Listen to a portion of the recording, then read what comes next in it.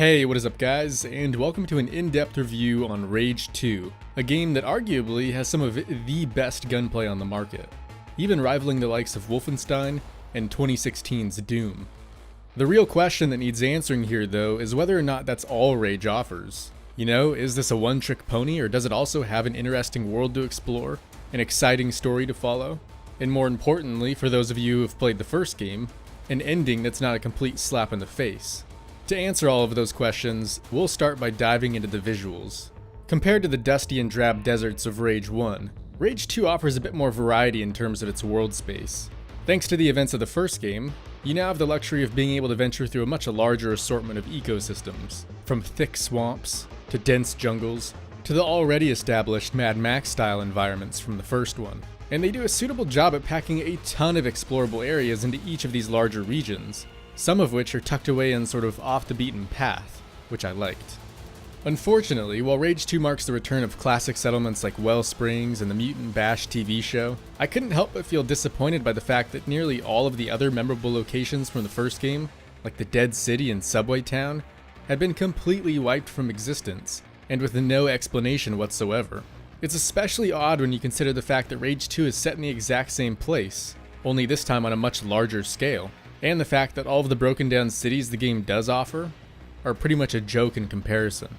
Even places like Wellsprings have had a lot of what made them special in the first place taken out, such as the Tombstones minigame where you could bet money on the little hologram mutants. I also feel like they missed a huge opportunity when it comes to the weather. Enormous sandstorms and roaring monsoons would have been perfect here, but as it stands, weather in Rage 2 is virtually non-existent. It's a real shame considering these are the same guys who brought us Mad Max and its storms. Character design is also a bit of a mixed bag in terms of quality. Main NPCs, for one, look incredibly cool, as they're often decorated with all sorts of detailed scars and robotic limbs that really help tell a story. And most of the game's enemies have a fair amount of variation to them as well, making each faction more unique. Human baddies are often decked out in all sorts of scrappy, makeshift armor, and the different mutants in the game look appropriately disfigured and menacing. Not to mention the fact that they do a great job with their animation work too, by having groups like the Goon Squad, for instance, take part in activities like a boxing match as you're sneaking up on them. When it comes to the town-based NPCs though, I can't shake the feeling that Rage 1 did it better. The look and feel of what we have now just doesn't seem to radiate the same personality as before. Textures in Rage 2 are another aspect that leave a lot to be desired. Don't get me wrong, the game can look downright gorgeous at times, thanks to its sprawling landscapes and dynamic lighting. And during combat, the many particle effects and vibrant explosions are simply out of this world. But, if you ever get up close and personal with anything aside from your own weapons, textures look surprisingly bad. In fact, to say that the game often looks last gen wouldn't be too far of a stretch here. And that's without even mentioning the fact that there's also an unpleasant amount of object pop-in when driving around. The thing is, even with all of that said, I wouldn't worry about getting too hung up on the game's graphical shortcomings, simply because they're hardly the main focus here. So instead, let's go ahead and move on to what is the gameplay. If Rage 2 has one thing going for it, it's the action-packed gunplay. In my opinion, it is hands down the best out there. Yes, even better than 2016's Doom. There's just something so fluid and unbelievably seamless to it all. And this one really does go the extra mile in terms of giving you a plethora of options to play around with when it comes to disposing of your enemies. With regards to firepower, Rage 2 offers an awesome assortment of weapons, each of which is an absolute blast to use on their own, and many of them even have an additional firing mode. Aiming down your sights with the shotgun, for example, will melt the shell's lead into a single slug that knocks enemies back. And shooting from the hip with a pistol allows you to fire a burst of bullets rather than a single shot. Now, like I said, while all the weapons are more than capable of standing on their own 2 feet, some of the best fun in Rage comes from chaining the unique elements of each weapon together to form a more powerful effect, such as lighting enemies up with the Firestorm revolver, and then catapulting them up into the air with the Grav Dart launcher to turn them into your own personal fireworks. The sheer amount of possibility here is really something to behold, especially when you factor in things like the weapon's overdrive feature, which essentially turns combat up to 11 as your weapons basically become human paper shredders. And on top of that are the game's nanotrite powers, ultimately adding even greater depth to Rage's combat and the sheer amount of killing variety at your disposal. The dash mechanic, for instance, can speed up the pace of combat considerably, and helps out a lot when it comes to making the game's boss fights a little more interesting. And of course, you also have other abilities like the Shatter and Slam that can completely decimate enemies both near and far. The key here is that there are an absolute ton of options when it comes to the combat, be it the guns, nanotrite tech, or throwables like the beloved wing stick. It's all a tremendous amount of fun to use, and I'd say that's what matters most in a game like this. The vehicle combat in Rage 2 is also pretty damn enjoyable. I think that with regards to the general feel, Mad Max still does it a little better, but Rage definitely takes the cake when it comes to scale. Facing the game's convoys and their massive war machines can feel like an almost monumental task at times. Some very cool stuff there. And it doesn't hurt that the performance is quite solid. Whether you're trading paint out on the open road or dishing out lead in the heat of battle, Rage 2 rarely misses a beat in terms of the FPS, which is a huge plus for a game like this that pretty much lives and dies on its fluidity. Additionally, progression in Rage 2 is probably the best I've seen it done in a shooter. There's just so damn much to work towards here. My favorite part is that the upgrades aren't all your typical more damage or more health points either. Instead, you also have a wide range of unique unlocks, like armor-piercing rounds, and a shockwave for your vehicle, or the ability to melee enemy grenades back to them, as if you were playing the world's most deadly game of hot potato. Some absolutely superb work here with the progression system. There are, however, a few minor issues when it comes to Rage's gameplay. For one, there were a fair amount of bugs that, while not game-breaking, ended up getting rather annoying by the end of it. Wing sticks, for example, would often turn invisible until I restarted the game, and I had several problems with doors not opening for me, as well as being unable to enter my own vehicle at times. Very similar to my review of Days Gone, I also have a problem with the stupid progression pop-ups that appear over the entire screen. Not only do they completely stop the flow of gameplay, but it's oftentimes when enemies are still nearby. I just can't wrap my head around the fact that someone thought this would make sense to have in a game like this, where the constant high-paced flow of things is one of its best parts. Other than that, though, I honestly can't praise id and Avalanche Studios enough when it comes to how well they nailed the gameplay. It is by far one of the best feeling shooters to date. And with that said, let's move on to sound. My latest golden goose. You stick with me, and the sky's the limit. You want to make it big? You want to be a star? Well, old Uncle Cleggy Clayton's got your ticket to the top! I won't let you down. What's that? I want to make it big. There's no goddamn doubt. Everybody's got a purpose on this rock, and yours just happens to be being the goddamn best! So, what do you say we go somewhere a little more secluded? I may be about to offer you the dealio of a lifetime.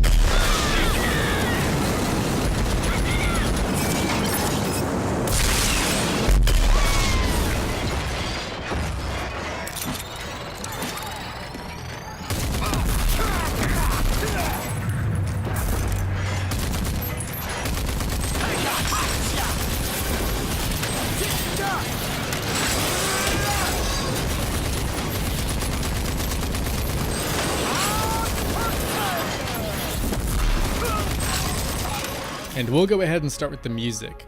So the soundtrack in Rage 2 is actually really cool.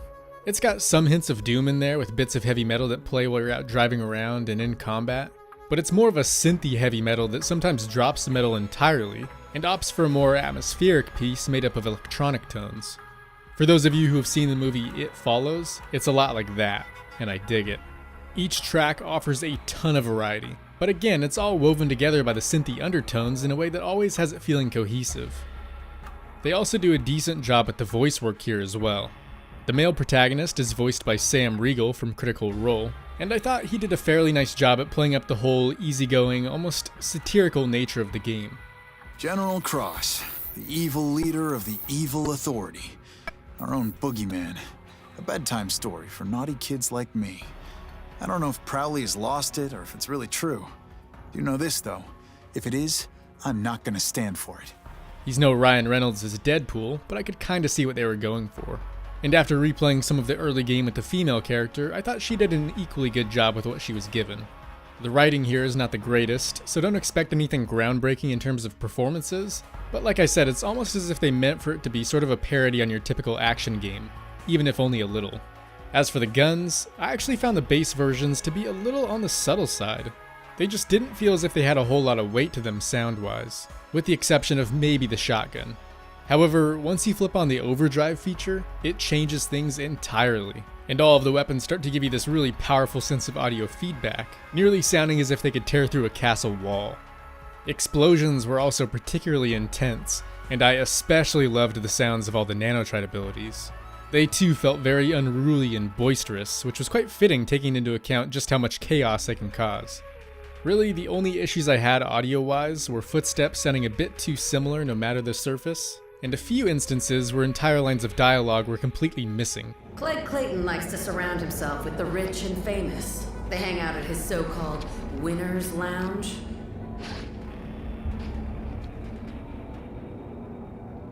Okay, I'm on it. Excellent. But other than that, some great work in the sound department. And now, without mentioning any spoilers, let's talk a bit about the story. Rage 2 puts you in the shoes of Walker, one of the last surviving Rangers. And much like the events of the first game, this one has you taking on the dreaded Authority, a tyrannical group that aims to take over the wasteland. Only this time around, they're led by General Cross and his army of mind-controlled mutants. Sadly, this one offered even less of a story than Rage 1, and what we do have isn't all that gripping either.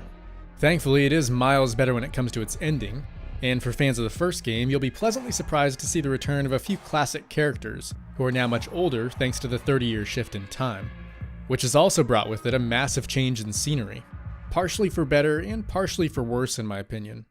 Wellsprings, for instance, has this really neat, almost Blade Runner-esque vibe to it now, and I like a lot of the new biomes that have been introduced.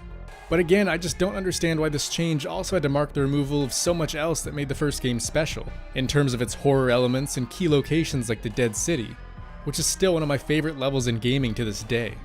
I feel like they missed a few good opportunities with the bandit factions as well. While I enjoy the mix of gangs here, for whatever reason there's absolutely no story to these guys, other than what's written down in little data pads you can locate around the world. It sucks to see because there's actually a pretty interesting dynamic on display amongst the warring groups within the game. Oftentimes you'll just randomly stumble upon two enemy factions battling it out in a massive turf war, and these are usually some of the coolest moments, especially when you throw yourself into the mix. But at no point do you ever get to come in contact with the leaders of any of these gangs, and see the faces behind all the madness. I wish it weren't the case, but for the most part there simply isn't enough substance here, and unfortunately it's not just when it comes to the bandits either. With the exception of maybe the town of Gunbarrel and Wellsprings, the other trade towns could have used a little more meat on their bones, so to speak, because at the moment they're little more than fast travel markers with a few side quests here and there. All in all, not a bad story, but definitely one that I think could have benefited from a longer length and a few more interesting characters to meet along the way. And lastly, with the story covered, it's time to give this game a final rating. So unlike a lot of people, I was actually really looking forward to Rage 2, even before they revealed the Doom-esque combat. I thoroughly enjoyed the first game for what it was despite its flaws, and was hoping they'd fix a lot of what they got wrong in this one. And in some ways they did, but in others, the original Rage just flat out did it better. Aside from the kick-ass gunplay, it simply lacks a lot of the other factors it needed to make this game world feel truly meaningful. And thus, Rage 2 is going to end up at a 7 out of 10 for me. If you're a huge fan of Doom and its combat style, you might be fine jumping into this one as is, but for everyone else, I'd lean more towards saying that Rage 2 is one of those games that's going to be great to pick up during a sale, as the story itself will only take you around 10 hours to complete, and if you do everything the game offers, you can probably get an additional 15 to 20. It's mostly good fun, don't get me wrong, but much like Doom, I just don't think that there's enough here to warrant a full $60 right off the bat. But anyways guys, that's gonna do it for this review, so hopefully you found the video helpful. Thank you so much for watching, and as always, I will see you in the next one.